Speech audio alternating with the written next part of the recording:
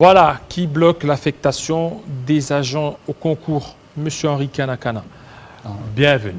Merci, Monsieur Jean-David. Voilà, on parle beaucoup plus de l'objectivité ainsi que de la méritocratie en ce qui concerne le concours au niveau de la fonction publique.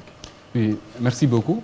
Mais il faut vous dire que nous sommes vraiment effarés, sidérés par le fait que des agents qui ont été sélectionnés de manière objective et méritoire, conformément aux textes légaux, qui ont été retenus en ordre utile et qui ont été affectés par le vice-premier ministre, je dis bien le vice-premier ministre, ministre de la fonction publique, au sein des structures standards du ministère des Mines, des Affaires étrangères, de la coopération internationale et des hydrocarbures, depuis le 27 janvier 2022 jusqu'à ce jour, ne sont pas mis en service.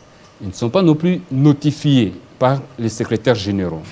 C'est vraiment sidérant par le fait que nous constatons que c'est une injustice intolérable, étant donné que ces agents, de par la loi, de par l'article 87 de la loi portant statut des agents de carrière et services publics de l'État, ont droit à être nommés, affectés et mis en service. Mais voilà, leurs droits sont bafoués. Par contre, dans ces ministères, on affecte et on notifie, on met en service des agents sans aucun critère. Et des agents qui n'ont passé aucun concours et qui n'ont respecté aucune disposition légale. C'est une injustice vraiment, vraisemblablement intolérable. Il faudra dire en plus qu'on commet ces injustices au moment où notre pays est pratiquement en transition de par le système de gouvernance. Nous devrons absolument transiter et basculer à la gouvernance par le budget programme. Cependant, nous constatons qu'en 2019, il nous a fallu basculer, on n'a pas basculé. 7 ans après le lancement du budget programme, notamment par la loi relative aux finances publiques, qui a été promulguée par le chef de l'État, on n'a pas basculé en 2019. Et aujourd'hui, on a demandé une prorogation de 5 ans, de 5 années.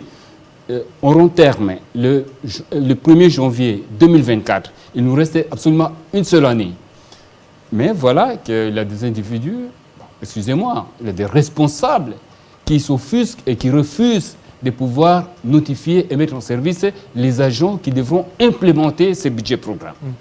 Alors, et par rapport à vos démarches, qu'est-ce qui bloquerait pour que ces agents puissent rentrer dans leurs fonctions ou dans leurs droits? Mais c'est l'absurde qui bloque, parce que nous ne savons pas quelles sont les raisons. Parce que vous aviez mené certainement des marches, on vous a vu, des marches, on vous a arrêté, on vous a interpellé brièvement, et jusque-là rien n'est fait. C'est que peut-être il y a autre chose, autre ça. Nous avons écrit plusieurs fois aux responsables attitrés, aux secrétaires généraux. Nous avons écrit à leurs ministres pour que le ministre puisse intervenir, s'impliquer et donner leur cutis aux secrétaires généraux pour qu'ils puissent notifier les agents. Ça n'a jamais été fait. Nous avons manifesté dans ces différents ministères. Ça n'a pas été fait. Mais aujourd'hui, je dois vous rassurer que les agents sont décidés de pouvoir manifester à la primature pour demander au Premier ministre de rendre les actions du gouvernement cohérentes. Parce qu'il y a un seul ministre qui s'occupe des ressources humaines de l'État, des ressources humaines de l'administration publique. C'est celui-là qui est attitré et c'est celui-là qui a pris l'arrêté légalement, régulièrement et qui a affecté les agents objectivement, de manière méritoire. Et selon vous, qui bloquerait la structure standard ou les structures standards? Franchement, ce sont les intérêts égoïstes qui bloquent les structures standards. Parce que nous avons pris langue avec les différents ministres. Bon, ils se sont dit, les agents sont dans leurs droits, il faut qu'ils soient notifiés. Cependant, quand nous arrivons chez les secrétaires généraux nous disent qu'ils attendent le cutus de leurs ministres respectifs. Mais nous disons qu'il est temps maintenant pour le Premier ministre, c'est parce que le Premier ministre, il est le président du comité de pilotage des réformes. Et ces agents ont été affectés dans le cadre des réformes arrimées de l'administration et des finances publiques. Et lui, en tant que président du comité de pilotage, il doit instruire en ce moment les différents ministres pour qu'ils donnent leur cutus aux secrétaires généraux et que les secrétaires généraux puissent affecter ces agents ou notifier ces agents.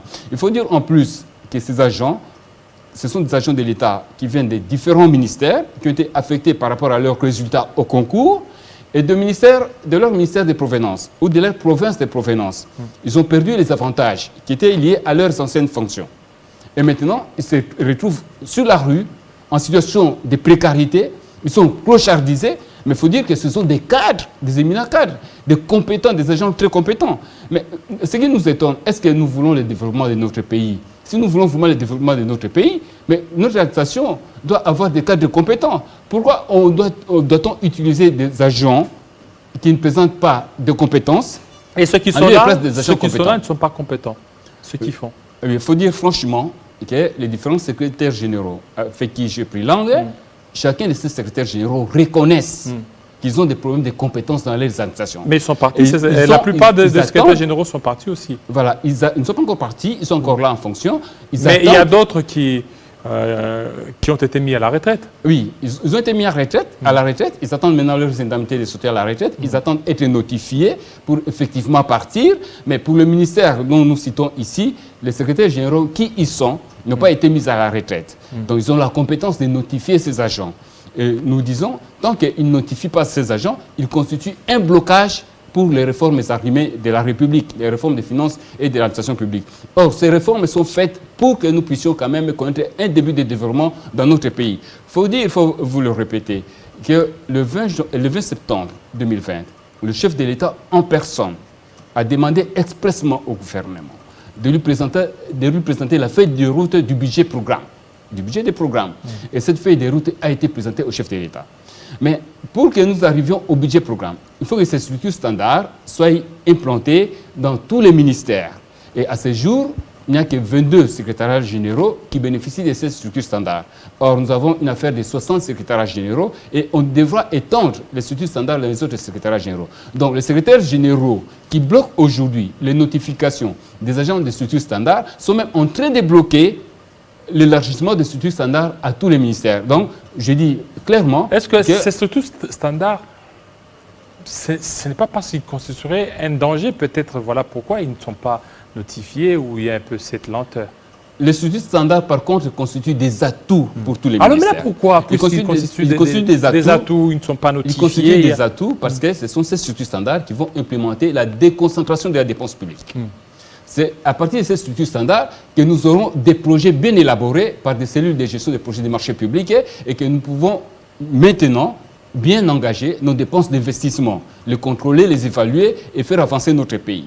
Mais lorsque vous bloquez les structures standards, c'est que vous bloquez vraiment le développement de notre pays. Et nous disons en outre que les secrétaires généraux, en bloquant les structures standards, ils sont en train de favoriser, par contre, les agents sans compétences qu'eux-mêmes sont en train de décrier. Parce que tout cela, ils décrient les agents qui les entourent, qui ne sont pas compétents.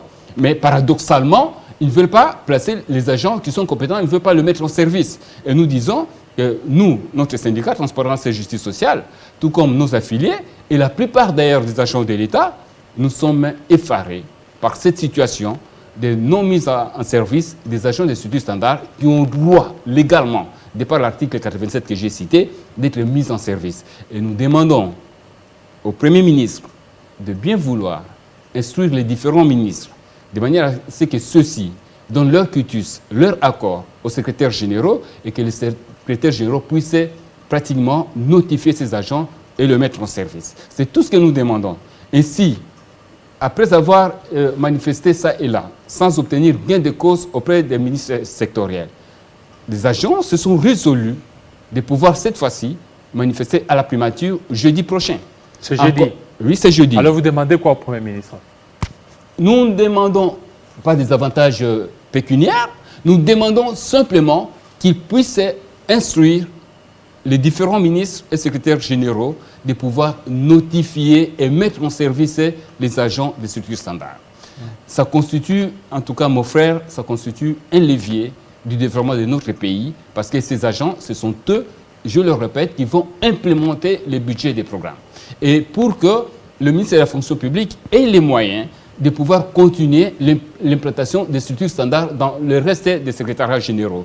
Il faut dire que les structures standards sont là par la volonté du gouvernement de la République, avec l'appui des partenaires internationaux, notamment la Banque mondiale. Le projet PRAP est arrivé à terme et le projet PRAP a fermé. Et pourtant, avant la fermeture du projet PRAP, ces structures standards devraient être mises en place dans tous les ministères.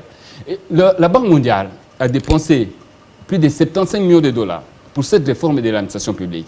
Mais quand nous bloquons cette réforme de l'administration publique, est-ce que nous comprenons que le gouvernement de la République a consenti un effort considérable de 75 millions de dollars pour implanter toutes ces structures et pour pratiquement réformer l'administration publique? Il y a un problème de cohérence dans le gouvernement. Donc les actions du vice-premier ministre, ministre de la fonction publique, doivent être respectées par les ministères sectoriels et leurs secrétaires généraux, étant donné que c'est lui qui a compétence de pouvoir pratiquement gérer les ressources humaines de l'administration publique. Voilà, merci beaucoup, M. Henri Kanakana, surtout de votre intervention. Donc, la marche est prévue, la fête. Le sitting, c'est ça? Oui, nous appelons ça sitting, ça Oui. sera un sitting, mais ce sitting, il y aura 3 sittings qui vont commencer par les 3 ministères différents et qui vont aboutir par une marche à la primature. Primature. Ça sera pour de c'est sorte que jeudi. nous puissions obtenir du Premier ministre la décision de la notification des agents de structures standards. Voilà. Les agents ne demandent pas l'argent, ils ne demandent pas du pécuniaire, ils Il demandent tout simplement qu'il d'être soit mis en service. notifié. Un point. Merci beaucoup. Merci. Nous allons cette fois-ci recevoir M. Safiri Ayubangira, député national.